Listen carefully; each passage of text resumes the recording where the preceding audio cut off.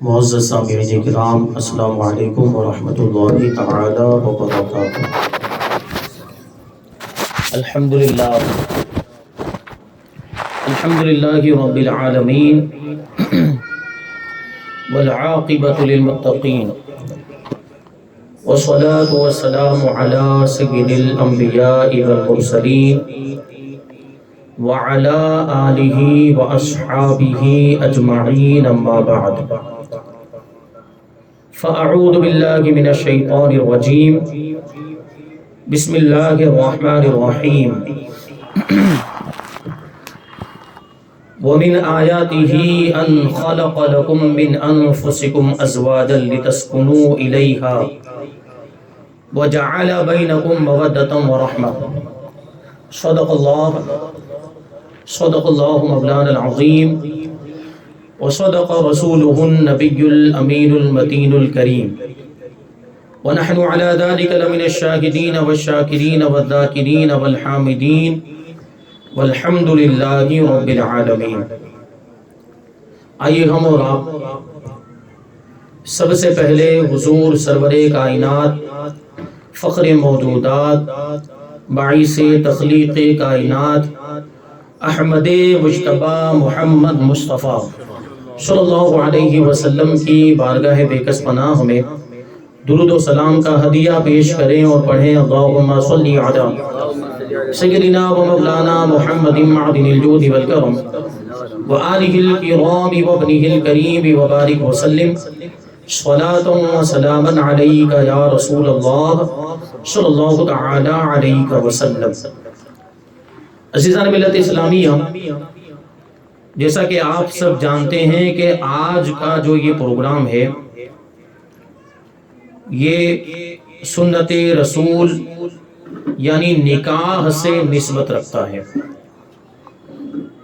شادی کی تقریبات میں سے ایک تقریب کے طور پر یہ پروگرام رکھا گیا ہے اور بڑی مبارکبادی کے لائق ہیں میرے ماموں جان جناب مقبول حسین منشی کہ انہوں نے اپنے بیٹے کی شادی کے موقع پر ایسا پروگرام رکھا، بیان کا پروگرام رکھا تاکہ کچھ سیکھنے اور سکھانے کا موقع ملے، جبکہ ہم سب جانتے ہیں کہ آج کل شادی کے موقع پر کیسے کیسے پروگرام ہوتے، کیسے خرافات ہوتے ہیں، ناچ گانے کے پروگرام ہوتے ہیں، ڈی جے باجے کا پروگرام ہوتا ہے، تو وہ ساری چیزیں غلط ہیں، اسلام اس کی اجازت نہیں دیتا، اور شادی یہ سنت رسول ہے، ایسے موقع پر گناہوں کے کام نہیں ہونے چاہیے، ایسے موقع پر خرافات نہیں ہونے چاہیے۔ شادی کو خرافات اور گناہوں کے کاموں سے پاک کرنے کی کوشش کرنی چاہیے۔ میں یہ بات اکثر جگہ پہ عرض کرتا ہوں کہ شادی اور نکاح سنت رسول ہے۔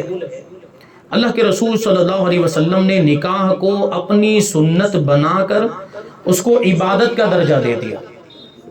اب حضور پاک صلی اللہ علیہ وسلم کی سنت کی نیت سے جو بھی نکاح کرے گا اس کو عبادت کا ثواب ملے گا۔ تو نکاح ہوا عبادت۔ اب مجھے آپ بتائیے کہ نکاح جو کہ عبادت ہے اس کا گناہ سے کوئی تعلق ہے؟ عبادت اور گناہ دونوں ایک دوسرے کے اپوزٹ، عبادت اور گناہ ایک ساتھ میں جمع نہیں ہو سکتے۔ میں نے ایک مثال بھی دی تھی اس سے پہلے کہ مثال کے طور پر کوئی شخص نماز پڑھنے کے لیے جا رہا ہے، لیکن نماز پڑھنے جانے سے پہلے، مسجد جانے سے پہلے اس نے شراب پی لی، اور شراب پی کر مسجد جا رہا ہے، تو آپ اس کو ڈانٹیں گے، آپ اس کو برا بھلا کہیں گے، بے وقوف، اللہ کی عبادت کرنے کے لیے جا رہا ہے، نماز پڑھنے کے لیے جا رہا ہے اور شراب پی کے جاتا ہے۔ نماز کا شراب سے کیا لینا دینا؟ یعنی نماز پڑھنے کے لیے جب آدمی جائے تو شراب یا اس طرح کی کوئی چیز پی کر نہیں جانا چاہیے۔ یہ ہر آدمی جانتا ہے، ہر عام آدمی اس بات کو سمجھتا ہے کہ یہ بہت بری چیز ہے۔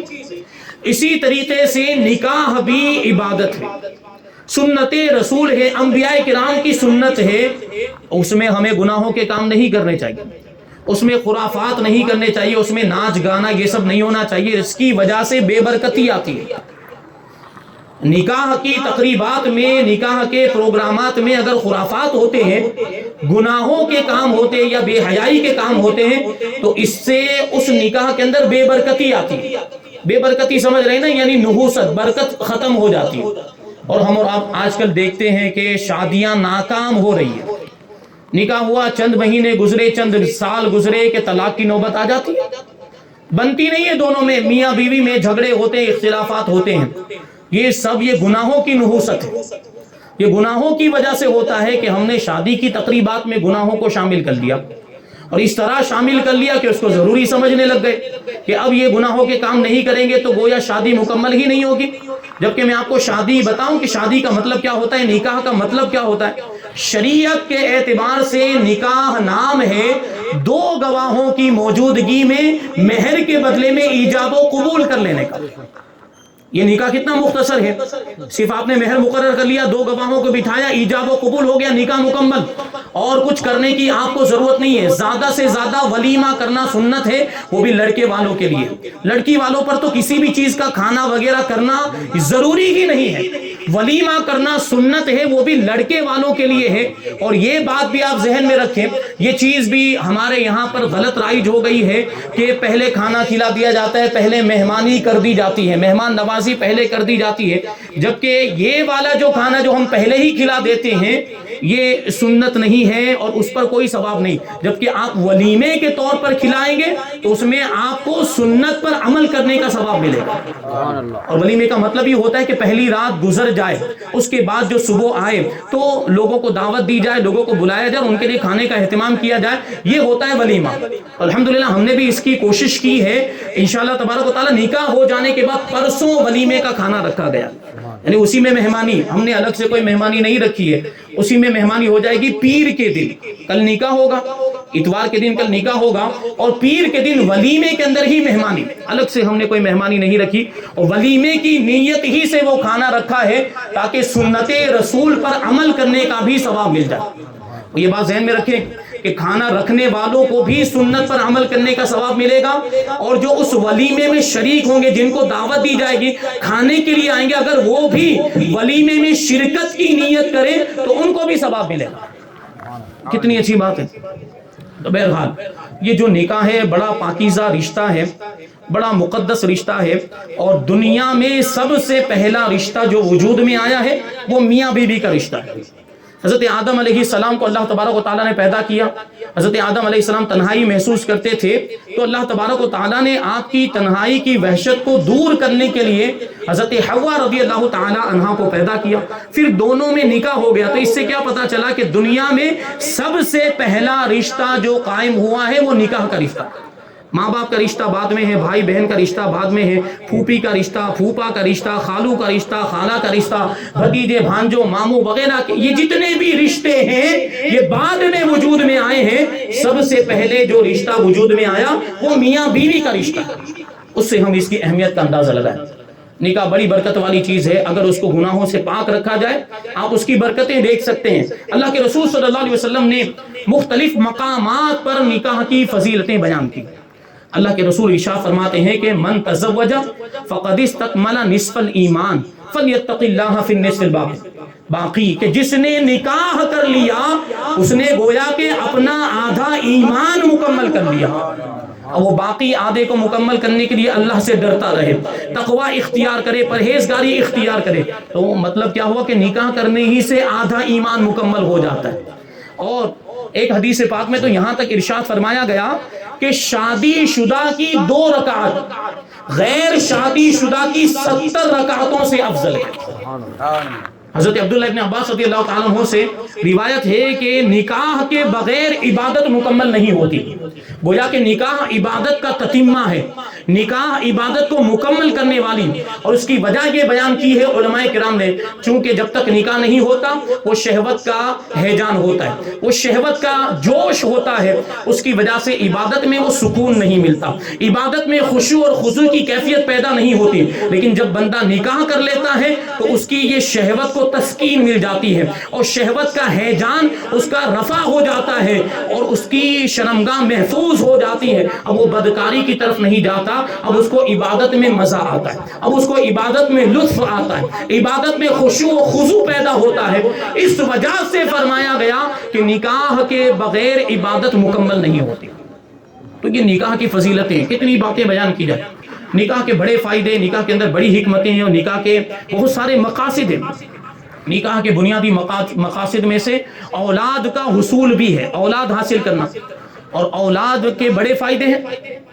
دنیا داری کے اعتبار سے بھی اولاد کے فائدے, ماں باپ بوڑھے ہو جائے تو اولاد ہی کام آتی ہے, ماں باپ کو بڑے ہونے کے بعد اولاد کھلاتی ہے, یہ دنیا کا فائدہ. لیکن دین کا فائدہ آپ دیکھیں تو اولاد آپ کا ساتھ دیتی ہے, آپ کا ادب و احترام کرتی ہے, اور جب آپ کا انتقال ہو جائے تو آپ کے لیے ایصال ثواب کرتی ہے. وہی اولاد آپ کے لیے ایصال ثواب کرتی ہے. یہ اولاد کے حصول کا ذریعہ ہے نکاح. اللہ تبارک و تعالیٰ نے فطری طور پر مرد کے اندر بھی اور عورت کے اندر بھی شہوت کا جذبہ رکھا ہے. مرد عورت کی طرف مائل ہوتا ہے اور عورت مرد کی طرف مائل ہوتی ہے. لیکن اس شہوت کی تکمیل کی عام اجازت نہیں ہے. یعنی کوئی بھی مرد کسی بھی عورت سے اپنی خواہش کی تکمیل کر لے, یا کوئی بھی عورت کسی بھی مرد سے اپنی خواہش پوری کر لے, اس کی اجازت نہیں ہے. اس کے لیے اللہ تبارک و تعالیٰ نے ہمیں ایک قانون عطا فرمایا, اور اسی قانون کا نام ہے نکاح. نکاح کے بغیر مرد اور عورت ایک دوسرے سے استمتاع نہیں کر سکتے, ایک دوسرے سے اپنی خواہش کی تکمیل نہیں کر سکتے, ان کو نکاح کرنا ہوگا. اور اللہ تبارک و تعالیٰ نے ہی یہ کانسیپٹ اور یہ قانون ہمیں عطا فرمایا. تو اس سے کیا پتا چلا کہ نکاح کرنے میں اللہ کی مرضی کی مطابقت بھی پائی جاتی ہے. کہ اللہ تبارک و تعالیٰ نے نکاح کا حکم دیا, اب اگر آپ نکاح کرتے ہیں تو گویا کہ آپ اللہ کے حکم پر عمل کر رہے ہیں. اللہ کے حکم پر عمل کرنے کا بھی ثواب ملتا ہے. اور یہ دنیا بنی ہے تو دنیا بنانے میں اللہ تبارک و تعالیٰ کی مشیت یہ ہے, اللہ تبارک و تعالیٰ کا ارادہ یہ ہے کہ نسل انسانی آگے بڑھے, نسل انسانی کا سلسلہ آگے بڑھتا رہے. تو نسل انسانی کا سلسلہ جائز طریقے سے کیسے بڑھتا ہے؟ نکاح کے ذریعے سے بڑھتا ہے. نکاح کے ذریعے سے آگے بڑھتا ہے, اولاد ہوتی ہے اور انسانوں کی کثرت ہوتی ہے, انسانوں کی آبادیاں, نسلیں آگے بڑھتی رہتی ہیں. تو اس میں اولاد کے حصول, یہ اولاد کا حصول اس میں بڑا فائدہ ہے, اور یہ نکاح کے ذریعے سے اولاد جو حاصل ہوتی ہے وہ نکاح کے ذریعے سے حاصل ہوتی ہے. تھوڑا ایکو کام کریں. ایک واقعہ میں آپ کو سنا ہو, دیکھیے کہ اولاد کا کیا فائدہ ہوتا ہے. یہ کبھی کبھی ایسا بھی ہوتا ہے کہ بچہ جو ہے وہ پورا بن نہیں پاتا اور گر جاتا ہے, اسقاط ہو جاتا ہے. اس کو کچا بچہ کہتے ہیں, یا انگلش میں کہہ لیجئے تو پری میچیور بچہ, یعنی مکمل ہونے سے پہلے جو بچہ گر جائے اس کا یہ معاملہ. وہ بچہ ایسا بچہ, آپ سوچیں, آپ حدیث پاک کی روشنی میں آپ کو بتاؤں, ایسے بچے کے بارے میں حدیث میں فرمایا گیا جو پہلے ہی گر جاتا ہے یا جو بچپن میں ہی انتقال کر جاتا ہے. ایسے بچے کے بارے میں حدیث میں آیا ہے کہ وہ اپنے ماں باپ کی شفاعت کرے گا. اللہ تبارک و تعالیٰ کی بارگاہ میں اپنے ماں باپ کے لیے جھگڑا کرے گا. یہ اللہ کی بارگاہ میں اس کی ناز برداری ہوگی, ورنہ اللہ سے کوئی جھگڑا کر سکتا ہے؟ اللہ سے کسی کو جھگڑا کرنے کی اجازت ہوگی؟ لیکن یہ چھوٹا بچہ جو پری میچیور انتقال کر گیا ہوگا, مکمل ہونے سے پہلے ساقط ہو گیا ہوگا, وہ بچہ اللہ کی بارگاہ میں اپنے ماں باپ کی شفاعت کے لیے جھگڑا کرے گا, یعنی اپنے ماں باپ کو اپنے ساتھ جنت میں لے کر جائے گا. ایک بزرگ کا واقعہ ہے, قوت القلوب کے اندر یہ واقعہ نقل کیا ہے حضرت ابو طالب مکی رحمۃ اللہ تعالی علیہ نے, کہ ان بزرگ سے کہا جاتا, عمر ہو گئی تھی, لوگ کہتے رہتے تھے نکاح کر لیجئے, نکاح کر لیجئے, شادی کر لیجئے, لیکن وہ شادی نہیں کرتے تھے, انکار کر دیتے ہیں مجھے شادی نہیں کرنی. لیکن ایک صبح جب وہ سو کر اٹھے تو اچانک لوگوں سے انہوں نے کہنا شروع کر دیا, میری شادی کر دو, میری شادی کر دو, میرا نکاح کرا دو, میرا نکاح کرا دو.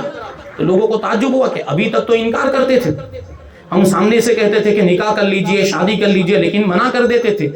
لیکن اب ان کو کیا ہو گیا کہ اب کہتے ہیں کہ میرا نکاح کر دو, میری شادی کر دو.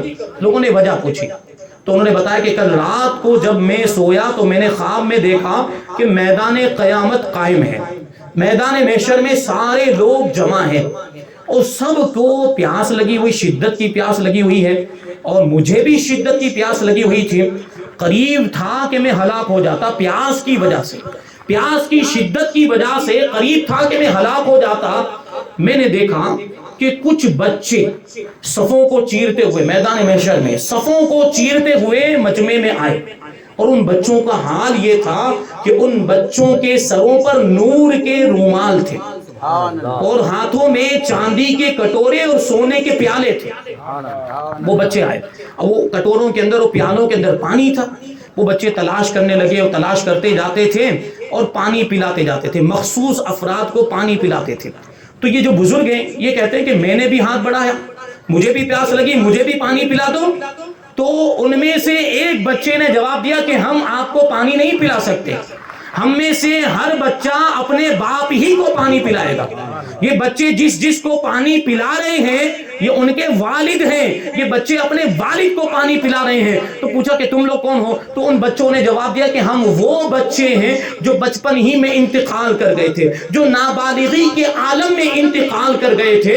تو اللہ تبارک و تعالیٰ نے ان بچوں کی وجہ سے ماں باپ کے لیے میدان محشر میں یہ آسانی پیدا فرمائی کہ اس وقت جب سخت پیاس لگی ہوگی، لوگ پیاس پیاس پکار رہے ہوں گے، پانی پانی پکار رہے ہوں گے، اس وقت ان کے یہ بچے چاندی اور سونے کے کٹورے میں پانی لے کر آئیں گے. تو بزرگ نے کہا کہ اسی وجہ سے میں نکاح کرنا چاہتا ہوں کہ مجھے بھی اولاد حاصل ہو جائے، اور یہ اولاد میرے لیے میدان محشر میں ہو سکتا ہے اس کا بچپن میں انتقال ہو جائے، اور یہ میری اولاد آخرت میں میرے لیے پیش رو ہو جائے، میری شفاعت کرنے والی ہو جائے، سفارش کرنے والی ہو جائے. تو اولاد یہ نکاح کے ذریعے سے حاصل ہوتی ہے، اور یہی اولاد ماں باپ کی بخشش کا ذریعہ بھی بنتی ہے. ماں باپ کا انتقال ہو جائے تو ماں باپ کے انتقال کے بعد بچے اولاد ایصال ثواب کرتے کہ نہیں کرتے؟ اگر خود قرآن شریف نہیں پڑھے ہوئے ہیں دوسروں سے کرواتے ہیں. یہ افسوس کی بات ہے، یعنی ماں باپ کے لیے بھی افسوس کی بات ہے کہ ان کے بچوں کو انہوں نے پڑھایا نہیں، قرآن شریف نہیں پڑھایا، دینی تعلیم نہیں دی، تو ان کے مرنے کے بعد وہ خود ایصال ثواب نہیں کر پاتے. اب ان کو دوسری کوششیں کرنی پڑتی ہے. ماں باپ سے محبت ہے تو دوسروں سے پڑھواتے ہیں، ختم رکھوائیں گے، مدرسے کے بچوں کو بلوائیں گے، یہ سب ہوتا ہے. لیکن خود پڑھے ہوتے تو خود ایصال ثواب کرتے کہ نہیں؟ خود کا ایصال ثواب کرنا اس کی تو الگ ہی حیثیت ہے، اس میں جو کیفیت ہوگی وہ دوسرے سے پڑھوانے میں وہ کیفیت نہیں ہو سکتی. اور اس میں جو ثواب ملے گا، اور خود اولاد جو ماں باپ کو ایصال ثواب کرے گی تو ماں باپ کو جو فائدہ ملے گا وہ دوسرے کے ایصال ثواب کرنے سے نہیں پہنچ سکتا. تو ہم اگر چاہتے ہیں کہ ہمیں مرنے کے بعد ہماری اولاد کے ذریعے فائدہ پہنچے تو اپنی اولاد کو قرآن شریف پڑھائیں، اپنی اولاد کو دینی تعلیم دیں، تاکہ یہ آپ کے انتقال کے بعد آپ کے لیے فائدے کا سبب بنے. ایک واقعہ میں آپ کو بتاؤں. ایک شخص تھا، اس کا چھوٹا سا بچہ ابھی اس عمر کو نہیں پہنچا تھا کہ اس کو مدرسے میں ڈالا جائے، بولنے کے قابل نہیں ہوا تھا کہ اس کے انتقال کا وقت قریب آ گیا. تو انتقال سے پہلے وہ آدمی وصیت کر کے گیا کہ میرا بچہ ابھی تو مدرسے میں جانے کے لائق نہیں ہے، لیکن جب یہ مدرسے میں جانے کے قابل ہو جائے، اس نے اپنی بیوی کو وصیت کی تو اس کو ضرور مدرسے میں بھیجنا اور قرآن شریف پڑھوانا، دینی تعلیم اس کو دلوانا. وہ یہ وصیت کر کے گیا. ابھی سوچیں آپ کہ باپ وصیت کر کے چلا گیا، اس کا تو انتقال ہو گیا، وہ قبر میں ہے. اب قبر میں معاملہ یہ ہے کہ گناہوں کی وجہ سے اس کو عذاب ہو رہا ہے، قبر میں گناہوں کی وجہ سے باپ کو عذاب ہو رہا ہے. ایسے ہی دن گزرتے گئے. اب ادھر وہ بچہ بڑا ہوا، مدرسے میں جانے کے قابل ہو گیا، تو اس کی ماں اس کو لے کر مدرسے میں پہنچی اور استاد سے کہا کہ اس کو آپ مدرسے میں داخلہ دے دیجئے اور اس کو پڑھانا شروع کر دیجئے، اس کو قرآن شریف پڑھائیے. تو ظاہر سی بات ہے بچہ جب مدرسے میں جاتا ہے تو سب سے پہلے اس کو کیا پڑھایا جاتا ہے؟ بسم اللہ الرحمن الرحیم، سب سے پہلے یہ پڑھایا جاتا ہے. تو استاذ نے اس کو بٹھا کر سب سے پہلے بسم اللہ پڑھائی. ادھر استاذ کا بسم اللہ پڑھانا تھا کہ اس بسم اللہ کی برکت سے اللہ تبارک و تعالیٰ نے اس کے باپ کی قبر سے عذاب اٹھا لیا. بچے نے مدرسے میں جا کر ابھی پورا قرآن نہیں پڑھا ہے، ابھی الف با بھی نہیں پڑھا, قاعدہ بھی نہیں پڑھا ہے, اما پارا بھی نہیں پڑھا, قرآن شریف میں بھی نہیں, ابھی تو صرف بسم اللہ پڑھا ہے. یہ بسم اللہ کی برکت دیکھیں, مدرسے میں بچے کو داخل کیا اور اس نے بسم اللہ پڑھی, تو بسم اللہ کی برکت سے اللہ تبارک و تعالیٰ نے باپ کی قبر سے عذاب اٹھا دیا. تو اگر بچہ پورا قرآن پڑھ لے گا تو کیا ہوگا؟ پھر وہی قرآن پڑھ کے باپ کو ایصال ثواب کرے گا تو کتنا فائدہ پہنچے گا. سوچنے جیسی بات ہے. تو یہ اولاد جو ہے وہ نکاح کے ذریعے سے حاصل ہوتی ہے. اور نکاح کی بڑی تاکید آئی. اللہ کے رسول صلی اللہ علیہ وسلم کی بارگاہ میں ایک صحابی رسول حضرت عکاف بن بشر تمیمی حاضر ہوئے. تو اللہ کے رسول صلی اللہ علیہ وسلم نے آپ سے پوچھا, وہ صحابی رسول حضرت عکاف سے پوچھا کہ کیا تمہاری کوئی بیوی ہے؟ انہوں نے کہا نہیں. کیا کوئی باندی ہے؟ وہ باندیوں کا دور تھا. انہوں نے کہا نہیں, باندی بھی نہیں ہے. انہوں نے کہا تم تو, حضور نے ارشاد فرمایا تم تو مالدار ہو؟ انہوں نے کہا ہاں میں مالدار ہوں. تو حضور نے ارشاد فرمایا کہ تم شادی کیوں نہیں کر لیتے؟ یعنی مالدار ہو, استطاعت ہے, طاقت ہے, پھر بھی نکاح کیوں نہیں کرتے؟ اور آگے اللہ کے رسول صلی اللہ علیہ وسلم نے ارشاد فرمایا خدا کی قسم اگر تم عیسائیوں میں ہوتے تو ان کے راہبوں میں تمہارا شمار ہوتا, یعنی ان کے پادریوں میں تمہارا شمار ہوتا. پادری نکاح نہیں کرتے, آپ کو معلوم ہے پادری شادی نہیں کرتے. وہ ان کے چرچ میں جو ہوتے فادر, کیا کہا جاتا ہے ان کو؟ فادر کہا جاتا ہے. وہ نکاح نہیں کرتے, وہ شادی نہیں کرتے. تو اللہ کے رسول نے ارشاد فرمایا کہ اگر تم عیسائیوں میں ہوتے تو تمہارا شمار پادریوں میں ہوتا. ہماری سنت تو نکاح کرنا ہے, ہماری سنت تو نکاح کرنا ہے. پھر آگے حضور ارشاد فرماتے ہیں کہ تم میں سب سے بدترین لوگ وہ ہیں جو کنوارے ہیں, اور تم میں سب سے گھٹیا موت مرنے والے بھی وہ ہیں جو کنوارے مر جاتے ہیں. تو اس سے پتا چلا کہ شادی کی کیا اہمیت. اللہ کے رسول صلی اللہ علیہ وسلم نے ارشاد فرمایا کہ کیا تم شیطان سے مقابلہ کرنا چاہتے ہو؟ نیک لوگوں کے مقابلے میں شیطان کا سب سے بڑا ہتھیار عورتیں ہیں. وہ عورتوں کے ذریعے سے نیک لوگوں کو بہکاتا ہے اور ان کو عبادت سے غافل کر دیتا ہے. لیکن جو شادی کر لیتے ہیں, جو شادی شدہ ہیں, وہ شیطان کے ہتھیار سے محفوظ ہو جاتے ہیں, کیونکہ پھر وہ گندگی سے پاک ہو جاتے ہیں, پھر وہ بے حیائی سے اور بدکاری سے محفوظ ہو جاتے ہیں نکاح کر لینے کی وجہ سے. کیونکہ جب آدمی نکاح کر لیتا ہے تو اس کو شہوت کا جائز طریقہ مل جاتا ہے, شہوت کی تکمیل کا حلال طریقہ مل جاتا ہے, اپنی آنکھوں کے لیے توجہ کا مرکز مل جاتا ہے, شرمگاہ اس کی محفوظ ہو جاتی. اب اس کی نگاہیں بھٹکتی نہیں ہے, اب وہ غلط راہ پر نہیں جاتا, وہ بدکاری کی طرف نہیں جاتا, وہ زنا کی طرف نہیں جاتا ہے. اس لیے فرمایا کہ جب بندہ نکاح کر لیتا ہے تو شیطان کے ہتھیار سے اور شیطان کے وار سے محفوظ ہو جاتا ہے. پھر حضور نے ارشاد فرمایا اے عکاف تم ضرور نکاح کرو ورنہ ہمیشہ تذبذب کا شکار رہو گے, شک کا شکار رہو گے. تو حضرت عکاف حضور کی بارگاہ میں عرض کرتے ہیں یا رسول اللہ آپ ہی کسی کے ساتھ میرا نکاح فرما دیجئے. تو اللہ کے رسول صلی اللہ علیہ وسلم نے حضرت کریمہ بنت کلثوم حمیری رضی اللہ تعالی عنہا کے ساتھ ان کا نکاح کیا. تو اس سے ہمیں نکاح کی اہمیت کا اندازہ ہوتا ہے کہ حضور پاک صلی اللہ علیہ وسلم نکاح کی, حضور نے کیسی اس حدیث پاک کے اندر تاکید فرمائی کہ جو نکاح کی طاقت رکھتا ہو اس کو ضرور نکاح کر لینا چاہیے. کہ نکاح کے ذریعے سے آدمی بہت سارے گناہوں سے بچ جاتا ہے. اور صحابہ کرام کی نگاہ میں نکاح کی اہمیت, حضرت عبداللہ ابن مسعود رضی اللہ تعالیٰ عنہ نے ارشاد فرمایا کہ اگر میری زندگی کے آخری 10 دن بھی بچے ہوں تو میں نکاح کرنا پسند کروں گا, کیونکہ میں اس بات کو پسند کرتا ہوں کہ اللہ کی بارگاہ میں بغیر نکاح کے حاضر نہ ہوں. تو نکاح کی اہمیت, حضرت معاذ ابن جبل رضی اللہ تعالیٰ عنہ کی 2 بیویاں تھیں اور دونوں بیویاں طاعون کی بیماری میں انتقال کر گئی, پلیگ کی بیماری. دونوں بیویاں وہ طاعون کی بیماری میں انتقال کر گئی. اور حضرت معاذ ابن جبل صحابی رسول ہیں رضی اللہ تعالیٰ عنہ, وہ 2 بیویوں کے انتقال کے بعد آپ خود بھی اس بیماری میں مبتلا تھے, طاعون کی بیماری میں مبتلا تھے, لیکن اس کے باوجود لوگوں سے کہتے, اپنے رشتہ داروں سے کہتے میرا نکاح کرا دو, میرا نکاح کرا دو, کہ میں اللہ کی بارگاہ میں بغیر نکاح کے حاضر نہیں ہونا چاہتا. یہ نکاح کی اہمیت ہے. اور نکاح بہت ہی ضروری اس اعتبار سے, خاص طور پر نوجوانوں کے لیے, کہ نوجوان جب نکاح نہیں کرتا ہے تو شیطان طرح طرح سے اس کو بہکاتا ہے اور گناہوں کی طرف لے کر جانے کی کوشش کرتا ہے. اور جب بندہ نکاح کر لیتا ہے تو اس کی نگاہیں محفوظ ہو جاتی ہیں اور اس کی شرمگاہ محفوظ ہو جاتی ہے. یہ حدیث پاک کے الفاظ, اللہ کے رسول صلی اللہ علیہ وسلم نے ارشاد فرمایا یا معاشر الشباب من استطاع منکم الباءۃ فلیتزوج, کہ اے نوجوانوں کی جماعت تم میں سے جو بھی نکاح کرنے کی طاقت رکھتا ہو اسے نکاح کر لینا چاہیے. کیوں؟ فإنہ اغض للبصر واحسن للفرج, کیونکہ نکاح نگاہوں کو جھکاتا ہے اور شرمگاہ کی حفاظت کرتا ہے. وَمَن لَّمْ يَسْتَطِعْ فَعَلَيْهِ بِالصَّوْمِ. اور جو نکاح کرنے کی طاقت نہیں رکھتا تو پھر وہ روزے رکھے، کیونکہ روزہ شہوت کو توڑنے والا، اور روزہ پھر اس کو برائیوں سے روکتا ہے. لیکن جس کے اندر نکاح کرنے کی طاقت ہے اس کو نکاح کر لینا چاہیے کہ اس کے ذریعے سے نگاہیں محفوظ ہو جاتی ہے اور شرمگاہ بھی محفوظ ہو جاتی، یعنی آدمی برائیوں سے بچ جاتا ہے اور بے حیائیوں سے بچ جاتا ہے. یہ حدیث پاک ہے. لیکن اگر کوئی شخص شادی شدہ ہونے کے باوجود بھی بد نگاہی کرے، اگر کوئی شادی شدہ ہونے کے باوجود بھی بے حیائی کا کام کرے تو اس سے برا کون ہوگا؟ پھر مجھے بتائیے.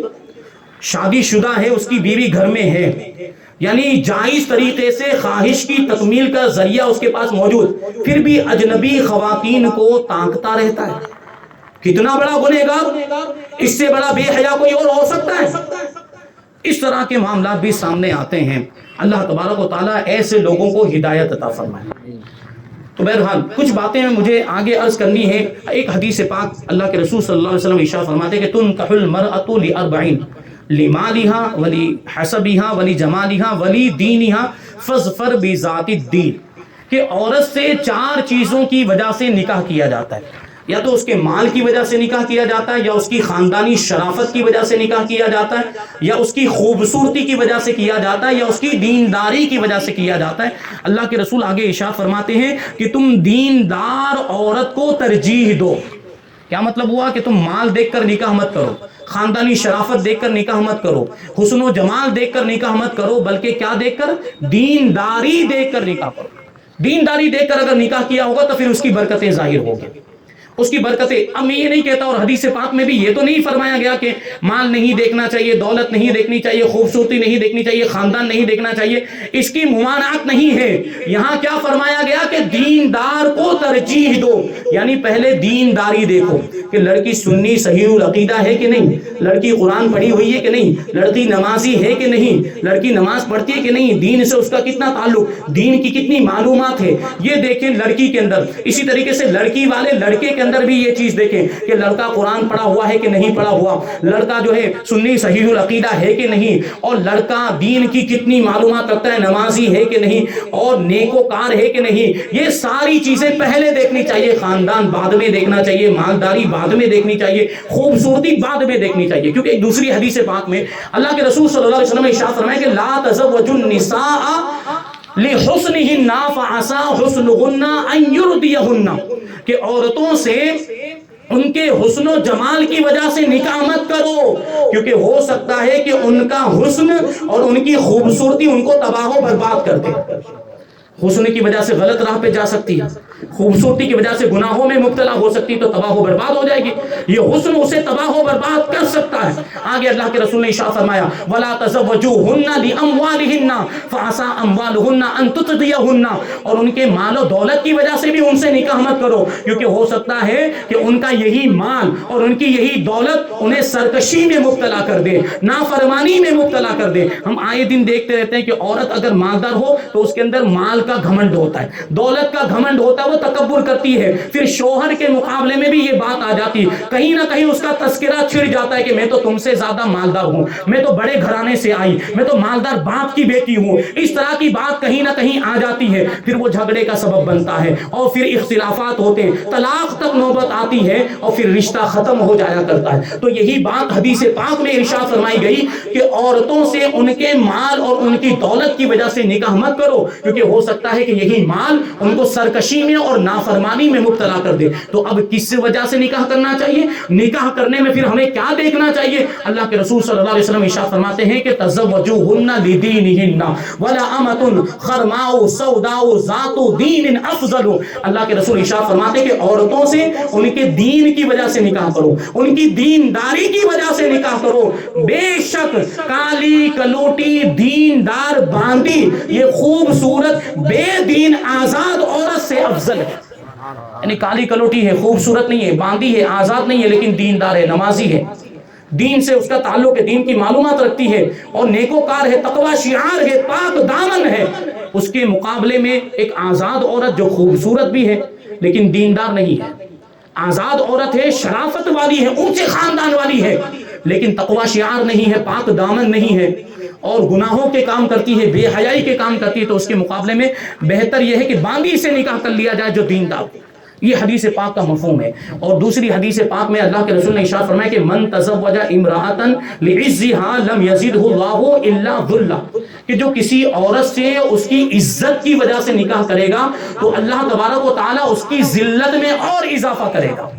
ومن تزوجها لِمَالِهَا لَمْ يَزِدْهُ إِلَّا فَقْرًا، اور جو کسی عورت سے اس کے مال کی وجہ سے نکاح کرے گا تو اللہ تبارک و تعالی اس کی محتاجی اور غریبی میں اور زیادہ اضافہ کرے گا۔ اور آگے اللہ کے رسول ارشاد فرماتے ہیں کہ وَمَن تَزَوَّجَهَا لِحَسَبِهَا لَمْ يَزِدْهُ إِلَّا دَنَاءَةً، اور جو کسی عورت سے اس کی خاندانی شرافت کی وجہ سے نکاح کرے گا، خاندان کو دیکھ کر نکاح کرے گا، تو اللہ تبارک و تعالی اس کی دناعت، اس کی خست اور اس کی کمینگی میں اور زیادہ اضافہ فرمائے گا۔ لیکن آگے اللہ کے رسول ارشاد فرماتے ہیں کہ وَمَن تَزَوَّجَهَا لَمْ يُرِدْ بِهَا إِلَّا أَن يُحْسِنَ فَرْجَهُ أن يحسن فرجه ويغض أن يغض بصره ويحسن فرجه أو يصل رحمه بارك الله له فيها وبارك لها فيه، اور جو اس وجہ سے نکاح کرے گا، اور نکاح کرنے سے صرف اس کا مقصد یہ ہوگا کہ وہ اپنی نگاہوں کو نیچی رکھے گا اور اپنی شرمگاہ کی حفاظت کرے گا، صلہ رحمی کے لیے وہ نکاح کرے گا، تو پھر اللہ تبارک و تعالی ایسے مرد کے اندر ایسی عورت کے لیے برکت عطا فرمائے گا، اور ایسی عورت کے اندر ایسے مرد کے لیے برکت عطا فرمائے گا۔ یعنی ایک دوسرے کے لیے، ایک دوسرے میں اللہ تبارک و تعالی برکت عطا فرمائے گا جبکہ نیت صحیح ہو۔ دینداری دیکھ کر اگر نکاح کیا جائے، پاک دامنی اور دین کی کتنی معلومات یہ دیکھ کر، نمازی ہے کہ نہیں، یہ ساری چیزیں دیکھ کر نکاح کیا جائے۔ پہلے یہ چیزیں دیکھیں، یہ نہیں کہا جا رہا ہے کہ آپ مالداری مت دیکھیں، خاندان مت دیکھیں، یہ بھی دیکھیں، لیکن یہ ساری چیزیں بعد میں دیکھیں۔ جو حدیث پاک میں فرمایا گیا اس کا مطلب ہے کہ کوئی صرف اور صرف خاندانی شرافت کو دیکھ کر نکاح کرے گا تو یہ نقصان ہو سکتا ہے، یا صرف مال و دولت کو دیکھ کر نکاح کرے گا تو یہ نقصان ہوگا، یا صرف خاندانی اس کی خوبصورتی کو دیکھ کر نکاح کرے گا تو یہ نقصان ہوگا۔ تو دینداری کو پہلے دیکھیں، یہ چیزیں بعد میں دیکھیں۔ ہم اپنے بزرگوں کی زندگی کو دیکھیں تو بزرگوں کی زندگی میں ہمیں یہ ساری چیزیں ملتی ہیں کہ نکاح کے لیے کس چیز کو معیار بنانا چاہیے۔ ظاہر سی بات ہے، بزرگ ہے وہ دین کو ہی اپنا معیار بناتے ہیں، کسوٹی، دین کی کسوٹی پر جانچتے ہیں۔ حضرت امیر المؤمنین فاروق اعظم رضی اللہ تعالیٰ عنہ کے زمانے کا واقعہ۔ فاروق اعظم رضی اللہ تعالیٰ عنہ رات کے وقت رعایا کی خبر گیری کے لیے مدینہ منورہ کی گلیوں میں گشت لگایا کرتے تھے۔ حضرت امیر المؤمنین عمر فاروق اعظم رضی اللہ تعالیٰ عنہ ایک مرتبہ اسی طریقے سے گشت لگاتے ہوئے آپ گلیوں سے گزر رہے تھے کہ آپ کو تھکن کا احساس ہوا، تو ایک مکان سے ٹیک لگا کر آپ کھڑے ہو گئے۔ تو اس مکان کے اندر سے آواز آئی، دو عورتیں اندر باتیں کر رہی تھی۔ مکان کے اندر دو عورتیں باتیں کر رہی تھی۔ ایک عورت دوسری عورت سے کہہ رہی تھی، بیٹا اٹھو اور دودھ میں پانی ملا دو۔ یہ دونوں خواتین دودھ کا کاروبار کرتی تھی، دودھ بیچا کرتی تھی۔ تو ایک خاتون نے دوسری خاتون سے کہا کہ اٹھو اور دودھ میں پانی ملا دو۔ تو وہ جو بیٹی تھی اس نے جواب دیا کہ میں دودھ میں پانی کیسے ملا سکتی ہوں، آج ہی امیر المؤمنین کی طرف سے منادی نے اعلان کیا ہے کہ خبردار کوئی بھی دودھ میں پانی نہیں ملائے گا، کوئی بھی دودھ میں پانی ملا کر نہیں بیچے گا، یہ امیر المؤمنین کی طرف سے اعلان ہوا ہے۔ تو اس کی ماں جواب دیتی ہے کہ تو بھی عجیب ہے، تیری بھی کیا خوب کیفیت، یہاں کہاں امیر المؤمنین کا منادی، یہاں تو وہ اعلان کرنے والا بھی نہیں ہے اور امیر المؤمنین بھی یہاں موجود نہیں، کوئی دیکھنے والا نہیں ہے، دودھ میں پانی ملا دے گی، کس کو پتا چلے گا۔ تو وہ لڑکی کیا جواب دیتی، دیکھیں وہ کیسی تقوی شعار تھی اور وہ کیسی دیندار تھی۔ وہ لڑکی جواب دیتی ہے کہ امی جان مجھ سے یہ نہیں ہو سکتا کہ میں امیر المؤمنین کے سامنے تو ان کی اطاعت کروں اور ان کی پیٹھ کے پیچھے ان کی نافرمانی کروں، مجھ سے یہ نہیں ہو سکتا، میں دودھ میں پانی نہیں ملا سکتی۔ امیر المؤمنین حضرت فاروق اعظم باہر سے یہ باتیں سن رہے تھے۔ لڑکی نے جو جواب دیا، حضرت فاروق اعظم رضی اللہ تعالیٰ عنہ نے اس کی بات کو سنا تو فاروق اعظم رضی اللہ تعالیٰ عنہ بڑے خوش ہوئے، اور خوشی اس وجہ سے بھی زیادہ تھی کہ وہ دونوں خواتین غریب تھیں اور غربت کی وجہ سے، محتاجی کی وجہ سے ان کو دودھ میں پانی ملانے کی ضرورت تھی، اس کے باوجود وہ لڑکی دودھ میں پانی ملانے سے انکار کر رہی۔ اور امیر المؤمنین کی اطاعت کا اس نے دلاسا، امیر المؤمنین کی اطاعت کا اس نے حوالہ دیا کہ میں امیر المؤمنین کی پیٹھ کے پیچھے ان کی نافرمانی نہیں کر سکتی۔ تو فاروق اعظم رضی اللہ تعالیٰ عنہ نے ارشاد فرمایا کہ جو امیر المؤمنین کی ایسی اطاعت کرتی ہے وہ خاتون اللہ تعالیٰ کی کیسی اطاعت کرتی ہوگی، وہ کیسی تقوی شعار ہوگی، وہ کیسی دین کی پابند ہوگی۔ فاروق اعظم رضی اللہ تعالیٰ عنہ نے فوراً اپنے غلام اسلم سے کہا اس مکان پہ نشان لگا دو اور اس جگہ کو پہچان لو۔ پھر وہاں سے روانہ ہو گئے اور گشت کرنے کے بعد اپنے مکان میں پہنچ گئے۔ صبح جو ہوئی تو اپنے غلام اسلم کو بلایا اور ارشاد فرمایا کہ اسی جگہ پر جاؤ، اسی مکان جہاں پہ تم نے نشان لگایا تھا، اور معلوم کرو کہ وہ دو خواتین کون ہیں، وہ دو عورتیں کون جو رات میں آپس میں گفتگو کر رہی تھی۔ تو یہ اسلم حضرت فاروق اعظم رضی اللہ تعالیٰ عنہ کا غلام یہ اسی جگہ پر گیا، نشانی پہلے سے لگائی ہوئی تھی، نشانی کو دیکھ کر پہچان لیا، ساری معلومات حاصل کی۔ اس غلام کا بیان ہے کہ میں نے معلوم کیا تو مجھے پتا چلا کہ اس مکان میں صرف دو خواتین رہتی ہیں، ایک ماں ہے اور ایک اس کی بیٹی ہے جو بیوہ ہو چکی ہے، اور ان دونوں کے علاوہ گھر میں کوئی مرد نہیں ہے، یعنی یہی دو خواتین وہاں اس مکان کے اندر رہتی ہیں۔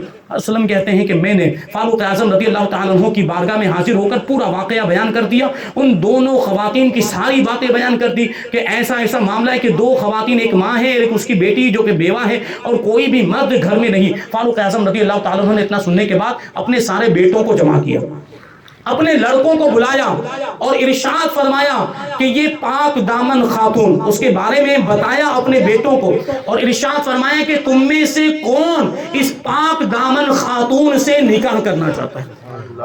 تو فاروق اعظم رضی اللہ تعالیٰ عنہ کے ایک صاحبزادے حضرت عاصم رضی اللہ تعالیٰ عنہ آگے بڑھے اور نکاح کی خواہش ظاہر کی اور کہا کہ میں اس پاک دامن تقوی شعار دیندار خاتون سے نکاح کرنا چاہتا ہوں۔ حضرت فاروق اعظم نے اجازت دی، حضرت عاصم نے جا کر اس پاک دامن خاتون سے نکاح کر لیا۔ یہ دیکھیں غور کرنے کی بات ہے، یہاں پر نہ مالداری دیکھی جا رہی کیونکہ وہ تو بہت غریب تھے، وہاں دیکھیں کتنی محتاجی کا حال تھا، اور نہ یہاں پہ خوبصورتی دیکھی جا رہی ہے، نہ یہاں پر یہ دیکھا جا رہا ہے کہ وہ کنواری، کیونکہ وہ تو بیوہ تھی، شادی ایک بار ہو چکی، اس کے شوہر کا انتقال ہو چکا، لیکن اس کے باوجود فاروق اعظم رضی اللہ تعالیٰ عنہ اپنے صاحبزادوں کو ایسی عورت سے نکاح کرنے کی ترغیب دلا رہے تھے۔ کیوں دلا رہے تھے؟ اس کے تقوی کی وجہ سے، اس کی پرہیزگاری کی وجہ سے، اس کی پاک دامنی کی وجہ سے، تقوی شعاری کی وجہ سے۔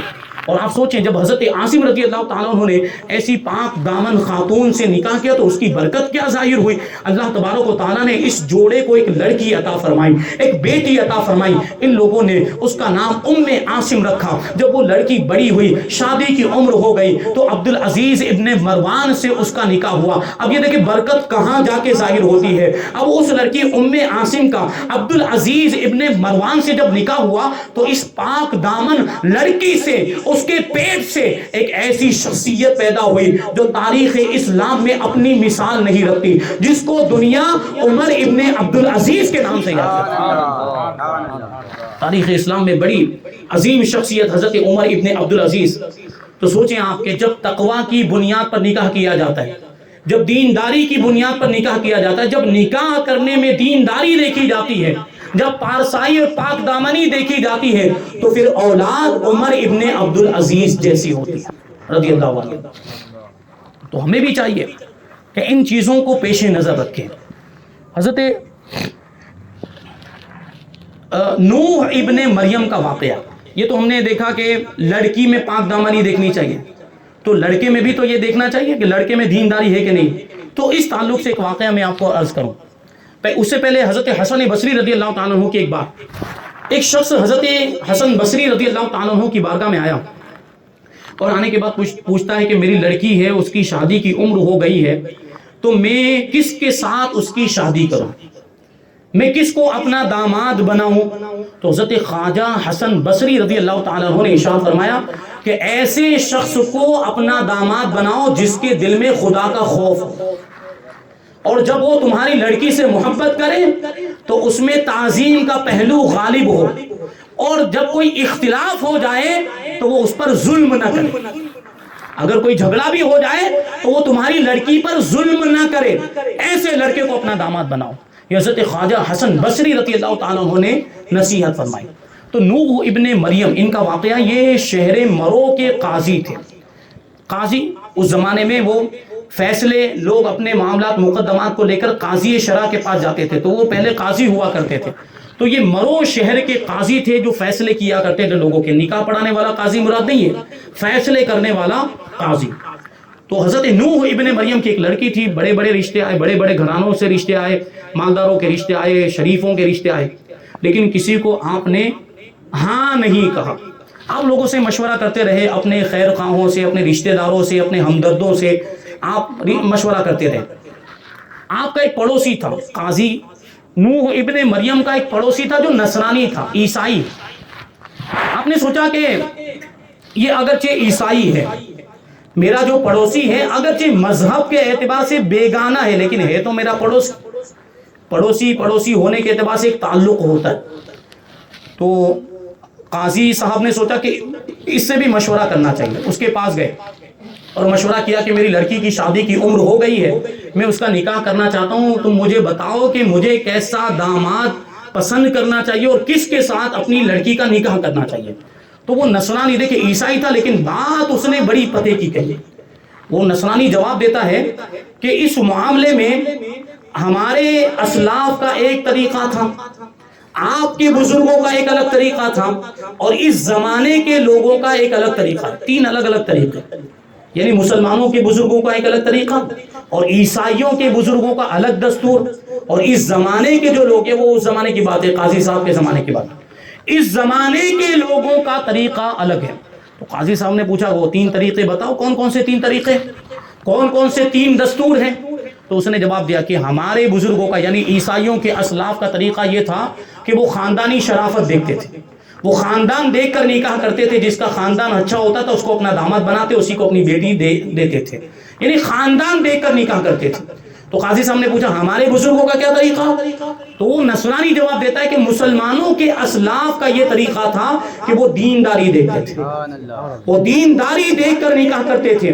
جو جتنا زیادہ دیندار ہوتا، تقوی شیار ہوتا، اس کو اپنا داماد بناتے تھے، اسی کو اپنی بیٹی دیتے تھے. اور اس زمانے کے لوگوں کا طریقہ یہ ہے کہ وہ مال و دولت دیکھتے ہیں، مال و دولت دیکھ کر نکاح کرتے ہیں. جو جتنا زیادہ مالدار ہوتا ہے اس کو اپنا داماد بناتے ہیں. اب آپ سوچ لیجئے کہ آپ کو کون سا طریقہ اختیار کرنا ہے، ہمارے بزرگوں کا طریقہ یا آپ کے بزرگوں کا طریقہ اختیار کرنا ہے، یا اس زمانے کے لوگوں کا دستور آپ کو اختیار کرنا ہے. تو قاضی صاحب وہ نوح بن مریم جواب دیتے ہیں کہ میں تو اپنے بزرگوں کے طریقے کو اپناؤں گا، یعنی میں دیندار سے اپنی بیٹی کا نکاح کروں گا، تقوی شعار شخص سے اپنی بیٹی کا نکاح کروں گا. اب وہ تلاش کرنا شروع کر دیا کہ کون ہے زیادہ دیندار، کون زیادہ متقی ہے، کون زیادہ پرہیزگار ہے. وہ ڈھونڈتے رہے پورے شہر کے اندر، انہوں نے تلاش کیا، آخر کار ان کی تلاش اپنے غلام مبارک پر جا کر ختم.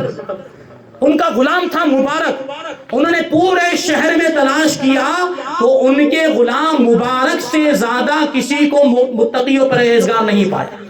ان کا غلام ایسا متقی و پرہیزگار تھا.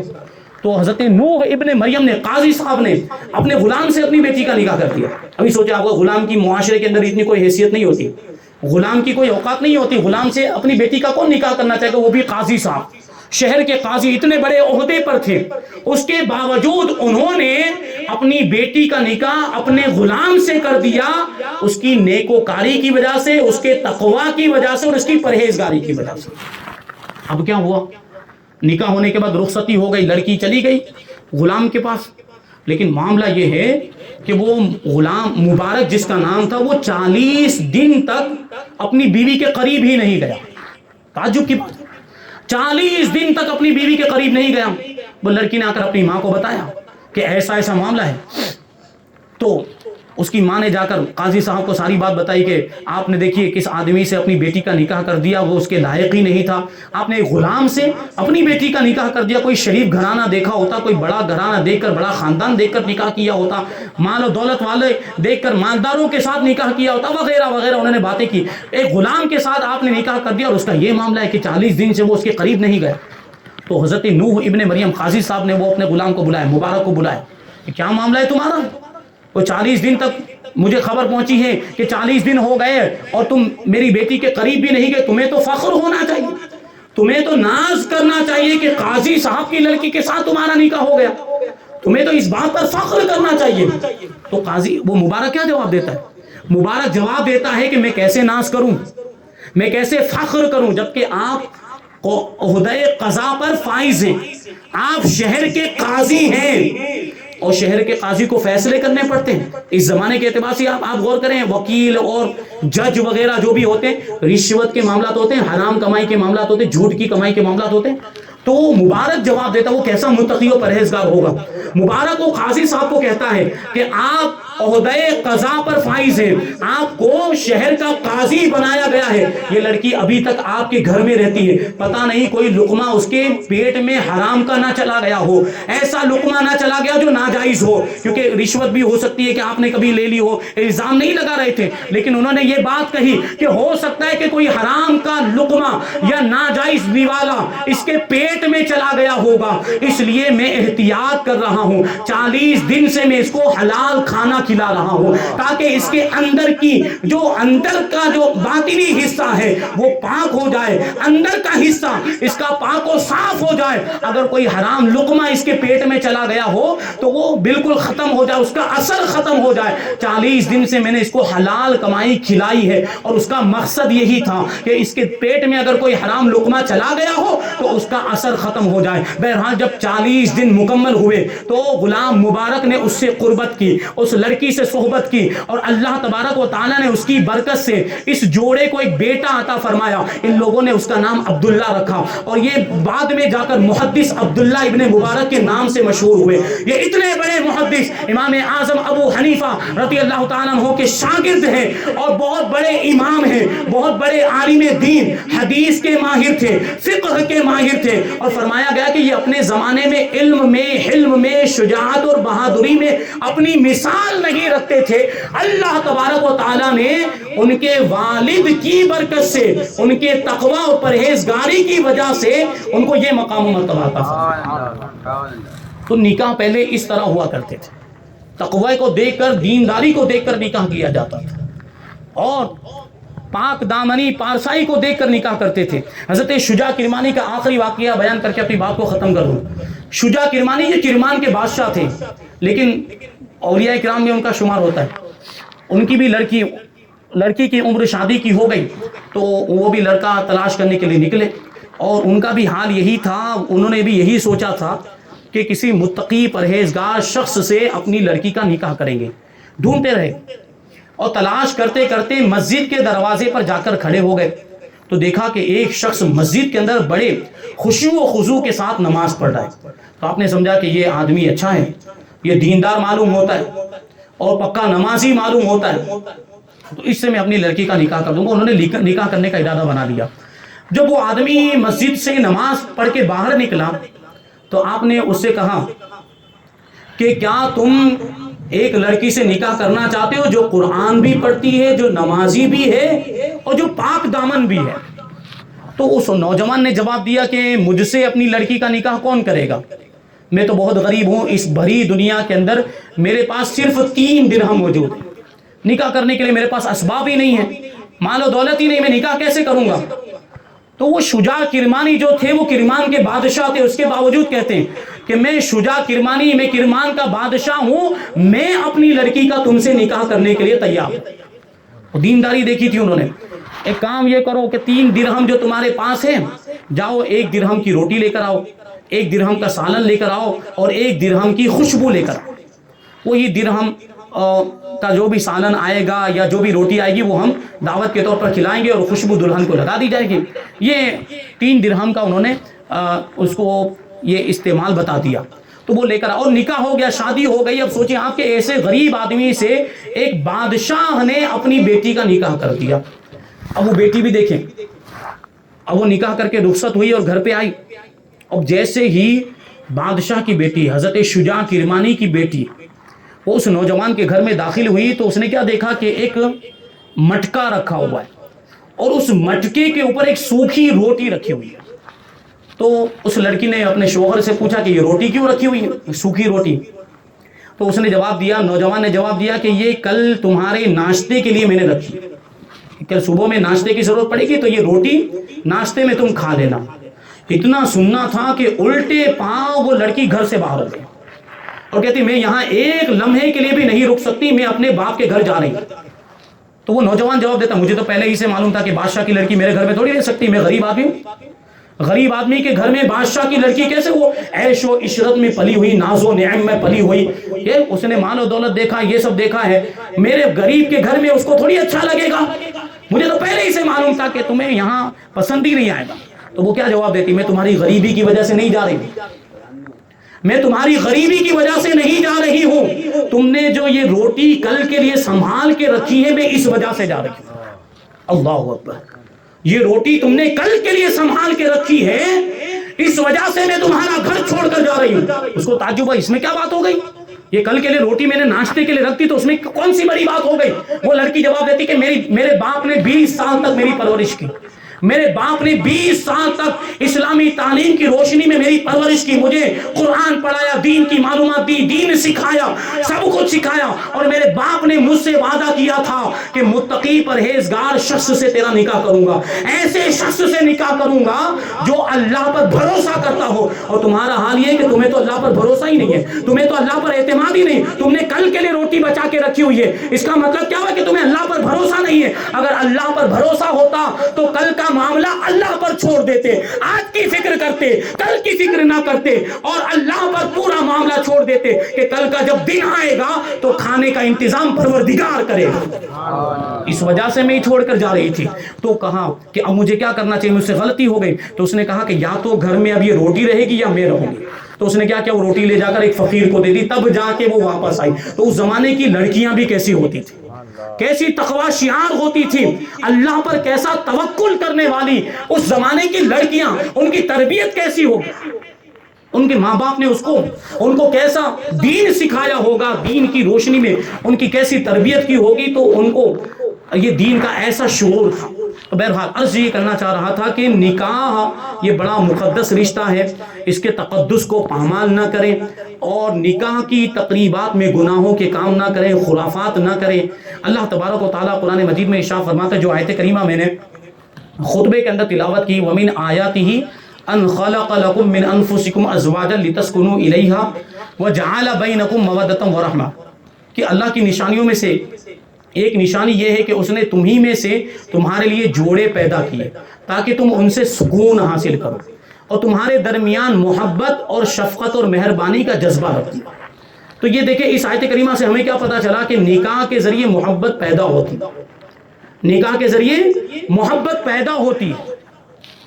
اور آپ دیکھیں تو دو دل آپس میں مل جاتے ہیں، میاں بیوی آپس میں ایک دوسرے سے محبت پیدا ہو جاتی ہے، کبھی دو خاندانوں میں محبت پیدا ہو جاتی ہے، دو قوموں میں، دو برادریوں میں، دو شہر کے لوگوں میں، دو شہر کے آبادیوں کے باشندوں میں نکاح کی وجہ سے محبتیں پیدا ہوتی ہیں۔ لیکن آج ہم دیکھتے ہیں، جو میں نے بات ابھی عرض کی، کہ ایسے بہت سارے واقعات ہمارے سامنے بھی آتے ہیں کہ چند دن گزرے، چند مہینے گزرے کہ اختلافات شروع ہو گئے، جھگڑے شروع ہو گئے، اور پھر طلاق تک نوبت آ جاتی ہے، رشتہ ختم بھی ہو جاتا ہے۔ ایسا کیوں ہو رہا ہے؟ جبکہ اللہ تعالیٰ تو کیا فرماتا ہے کہ محبت پیدا فرمائی۔ اگر محبت ہوتی تو پھر جھگڑے کیوں ہوتے؟ تو کیا اللہ تبارک و تعالیٰ کا فرمان جھوٹا ہے؟ اللہ کا فرمان جھوٹا نہیں ہو سکتا۔ مطلب کیا ہے کہ ہم سے کوئی کوتاہی ہو رہی ہے، یعنی ہماری کوئی کمی ہے جس کی وجہ سے یہ بے برکتی آ رہی ہے، کہ شادی کے بعد میاں بیوی میں محبت نہیں رہتی، اور میاں بیوی میں جھگڑے ہوتے، نفرت کے معاملات، اور یہ مقدس رشتے کو لوگوں نے کیسا بدنام کیا، جوکس بنتے، اس پر لطیفے بنتے، میاں بیوی کے رشتے پر لطیفے بنتے۔ دیکھا آپ نے، آئے دن آپ دیکھتے ہوں گے سوشل میڈیا پر میاں بیوی کے رشتے پر، جبکہ یہ کتنا پاکیزہ رشتہ ہے، کتنا مقدس رشتہ ہے۔ تو غور کرنے کی ضرورت ہے کہ ہم سے کمی کہاں پر ہو رہی ہے، ہم سے کوتاہی کہاں پر ہو رہی ہے۔ تو بہت ساری ایسی چیزیں ہیں جو شریعت کے خلاف ہم کر رہے ہیں۔ 1.5 سال پہلے، 2 سال پہلے سے رشتہ ہو جاتا ہے، اب وہ لڑکا لڑکی آپس میں باتیں کر رہے ہیں، آپس میں گھوم رہے ہیں، آزادانہ گھوم رہے ہیں، ماں باپ کی طرف سے ان کو پوری اجازت ہے، آزادانہ گھوم رہے ہیں۔ بتاؤ اسلام اس کی اجازت دیتا ہے؟ جب تک نکاح نہیں ہو جاتا وہاں تک وہ ایک دوسرے کے لیے اجنبی ہیں، ایک دوسرے سے بات کرنے کی، ایک دوسرے کے ساتھ گھومنے کی ان کو اجازت نہیں۔ اور بے حیائی تو اس حد تک پہنچی ہے کہ سوشل میڈیا پر فوٹوز ڈالے جا رہے ہیں، سمجھتے ہیں کہ کسی کو پتہ نہیں چلتا۔ سوشل میڈیا تو سوشل ہے، سماجی میڈیا، سب کو پتہ چلتا ہے کہ کس نے کیا فوٹو ڈالا۔ تو سوشل میڈیا پر فوٹو ڈالے جا رہے ہیں, وہ لڑکی کے ساتھ لڑکا گھومتا ہے, ہاتھ پکڑ کے گھوم رہا ہے, اس کا فوٹو ڈال رہا ہے. یہ بے حیائی اس انتہا کو پہنچی ہوئی, ماں باپ بھی اس پر کوئی توجہ نہیں دے رہے. تو عرض یہ کرنا چاہ رہا ہوں کہ ساری, دیکھیں ہر چیز کا ایک کوٹا ہوتا ہے, اور وہ جب کوٹا مکمل ہوتا ہے تو وہ چیز ختم ہو جاتی ہے. اسی طرح محبت کا بھی ایک کوٹا ہے, محبت کا وہ کوٹا ختم ہوتا ہے تو محبت ختم ہو جاتی ہے. اور آج یہ ہو رہا ہے کہ ساری محبت پہلے ہی خرچ کر دی جاتی ہے, نکاح سے پہلے خرچ کر دی جاتی ہے. سارے قسمیں وعدے مرنے کے, مٹنے کے, تالے توڑ کے لانے کے, یہ شادی سے پہلے ہو جاتے ہیں. تو اب شادی کے بعد کرنے کے لیے کچھ بچتا ہے؟ شادی کے بعد کرنے کے لیے صرف رہ جاتا ہے جسمانی تعلق, وہ بھی آج اللہ کی پناہ وہ بھی نکاح سے پہلے ہو جا رہا ہے, اللہ کی پناہ. یہ بے حیائی اس انتہا کو پہنچی. میں نے اس سے پہلے ایک بات بتائی تھی کہ بہت سارے نکاح ایسے آتے ہیں ہم لوگوں کے پاس کہ لڑکی شادی سے پہلے پریگننٹ ہو چکی ہے. یہ کوئی بہت اچھی بات ہے, فخر کی بات ہے, یہ ہمارے معاشرے کے لیے ڈوب مرنے کی بات ہے. یہ ماؤں نے اور باپوں نے جو اپنے بچوں کو آزادیاں دی, یہ اس کا نتیجہ.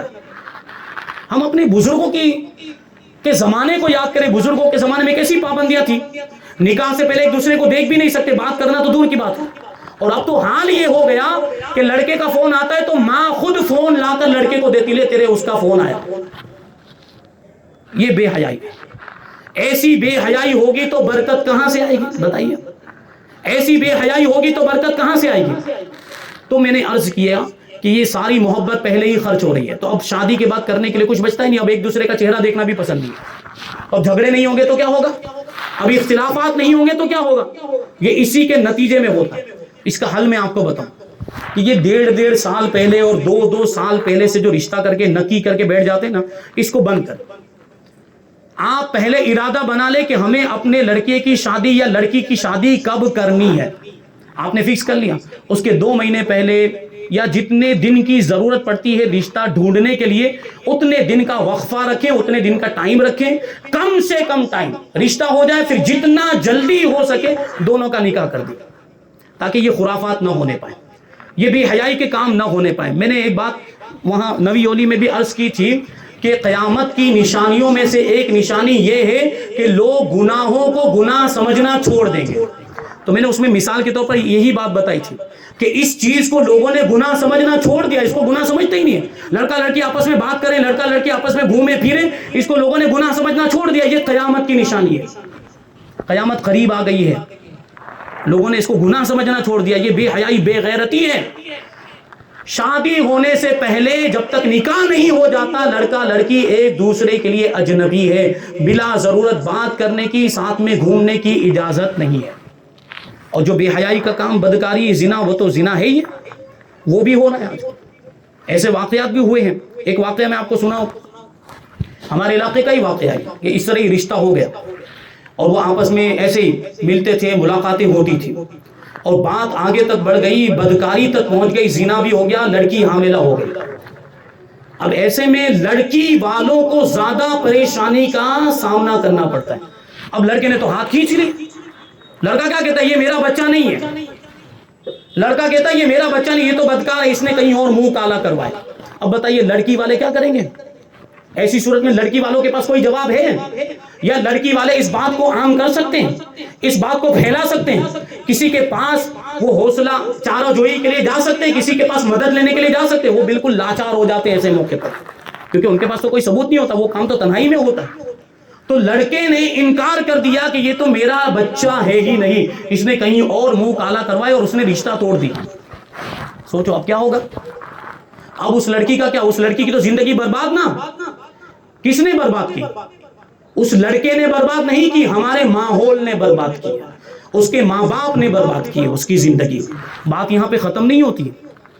لڑکی اس کے بعد, لڑکی کو بیماری تھی, ٹی بی کی بیماری تھی, وہ ایسی صدمے میں گئی, اس کی ماں روزانہ اس کو ٹی بی کی دوا وہ روزانہ پینی پڑتی ہے, روزانہ وہ ٹی بی کی دوا لا کر دیتی تھی. تو وہ لڑکی جواب میں پی لوں گی, آپ جائیے اپنا کام کیجیے.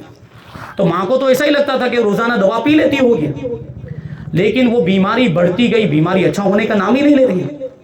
اس کی بیماری بڑھتی گئی یہاں تک کہ ایک وقت ایسا آیا کہ لڑکی کا انتقال ہو گیا نوجوانی کے عالم میں.